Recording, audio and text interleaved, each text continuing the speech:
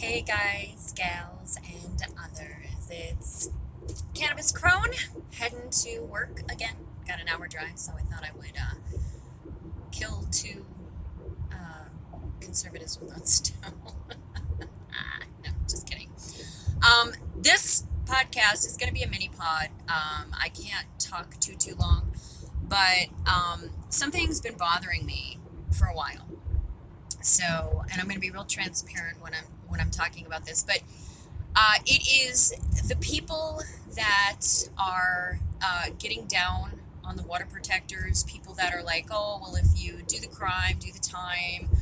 Just a lot of ignorant comments from people who are basically just pushing the fossil fuel agenda and don't know what the hell's going on. They don't know anything about treaty rights. They don't know that the government entered into a legitimate contract with indigenous people. We're talking about like the 1855 treaty, and these are things that the government is going back on and has been going back on for decades. I mean, our government welshes on its contracts, especially when it deals with indigenous people. Anyway, I'm furious at people who have the audacity and the nerve to sit behind their keyboards and criticize the women and men, but mainly women, the women who have started this movement to try and protect the water. Now, this isn't something that they're doing for selfish reasons, and even if shit goes bad, the pipeline goes through, we may not have to worry about a spill for a couple years until it happens, but it will happen. It's not a matter of if the pipeline will leak. It's a matter of when it will leak. So pushing through the pressure that is pushing thousands of gallons per minute through these pipes erodes these pipes very, very quickly. So it's not a matter of if, it's a matter of when. But this is something that these women are doing for 7 generations ahead. I mean, they're looking down the line. They're not just doing it because it's something to do.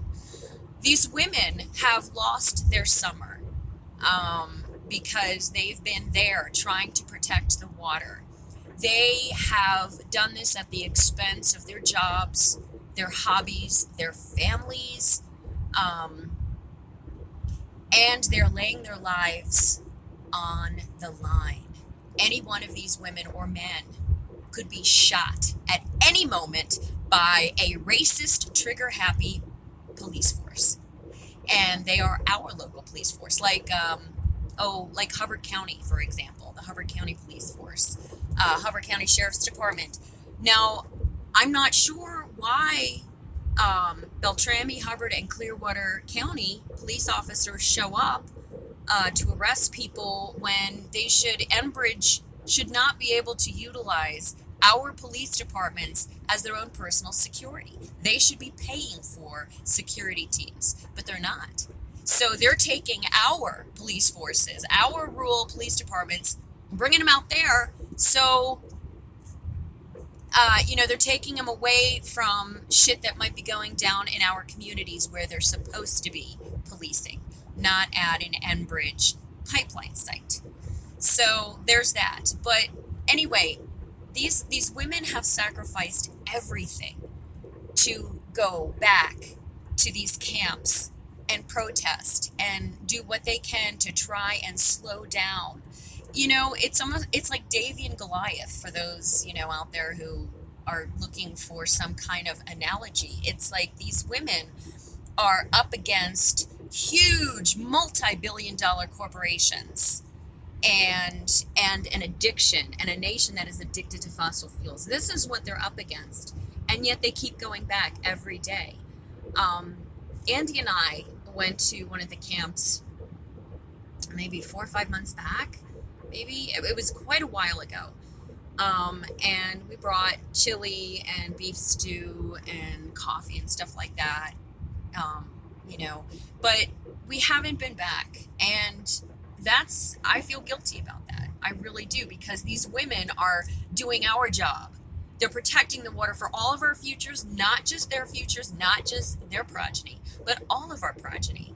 And, you know, for me, it's been a hard summer. We're trying to figure out, you know, Andy's been building his shop, and we're trying to figure out ways to be able to make money at the job that I'm working at right now. You know, Service Master pays $13 an hour. That's even at 40 hours a week. That's way below poverty, you know, but I'm doing it because we need something.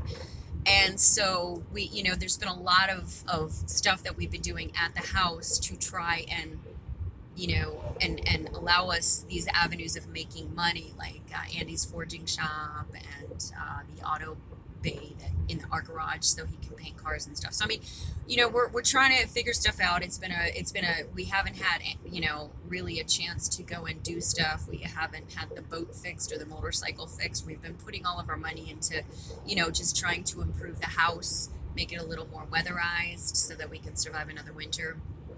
And they're all excuses, I realize, but you know, we've been very busy this summer, but because we've been busy, other women have been taking up the cause and putting their stuff on hold to try and protect the Mississippi River and the surrounding tributaries.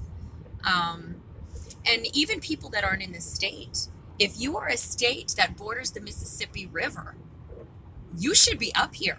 You should be, you know, protesting, because this is going to affect your state. If your state borders the Mississippi at any juncture along the river and there's a spill, that's going to affect you, because tar sands crude does not recognize borders. It's not going to stop. It's going to poison everything and toxify everything. Animals, people, plants, trees, fish, bugs, pollinators, birds, everything is at risk when Enbridge is in town. So to wrap this up, those women, we owe them a debt of gratitude. You know, we owe them so much, because they have the guts to do what many of us aren't doing. And so if you're sitting at home, you know, typing on your keyboard, like commenting on Bemidji Now, for example, which is an online newspaper. If you read that and you're, you know, and they've been doing a lot of articles on Enbridge, and if you're reading that and you're typing away, oh, they deserve to go to jail and that's trespassing and stuff like that. No, they're trying to save your ass as a species is what they're doing. And they are on the right side of history, and they will be seen as the courageous hero. Okay, let me say that again. They will be seen as the courageous warrior heroes that they are. History will see them in a beautiful light. And all of those creepazoid trolls on the internet, and all those people driving by and yelling and, you know, and just saying messed up things to these people, you're on the wrong side of history, and it'll show. You can't escape it. You are on the wrong side of history. Anybody who is supporting Enbridge or the fossil fuel industry, you are on the wrong side of history. And for all of you beautiful, amazing, spirited, courageous water protectors, thank you from the bottom of my heart. We should all be thanking you every single day. I hope everyone has a beautiful night. It's starting to get a little dark, so I probably won't have that much time to film. So I'm just going to cut it here. Again, thank you for everyone who is fighting for our future. And before you criticize, maybe you should figure something out that you can be passionate about, and that you can lay your life on the line, and that you can do for other people. Have a beautiful evening. Namaste.